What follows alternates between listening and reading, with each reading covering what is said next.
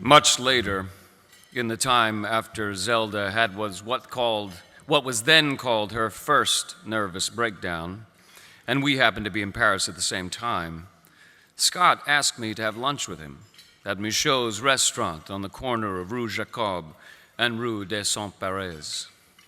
He said he had something very important to ask me that meant more than anything in the world to him, and that I must answer absolutely truly. I said that I would do the best that I could. He drank wine at the lunch, but it did not affect him, and he had not prepared for the lunch by drinking before it. We talked about our work, about people, and he asked me about people that we had not seen lately. I knew that he was writing something good, and that he was having great trouble with it for many reasons, but that was not what he wanted to talk about. I kept waiting for it to come, the thing that I had to tell the absolute truth about. But he would not bring it up till the end of the meal, as though we were having a business lunch. Finally, when we were eating our cherry tart and had a last carafe of wine, he said, "You know, I've never slept with anyone except Zelda."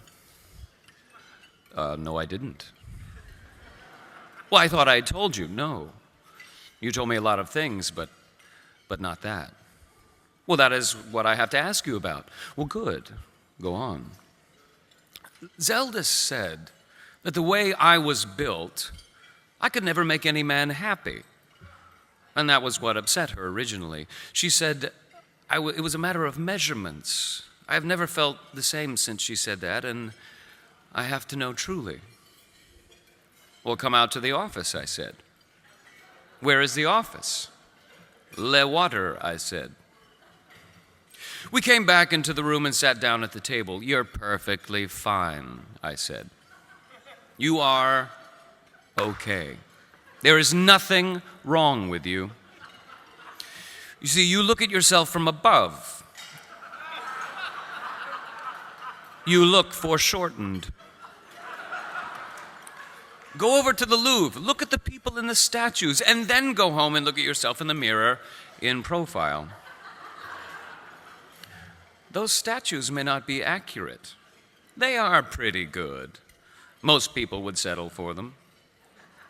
But why would she say it? Well, to put you out of business. That's the oldest way in the world of putting people out of business.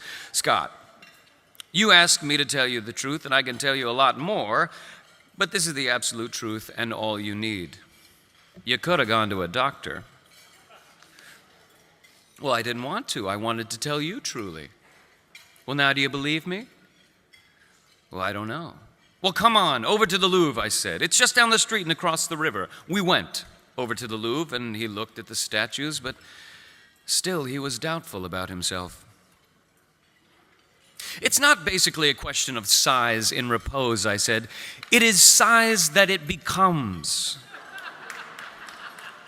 I mean, it is also a question of angle, I explained to him.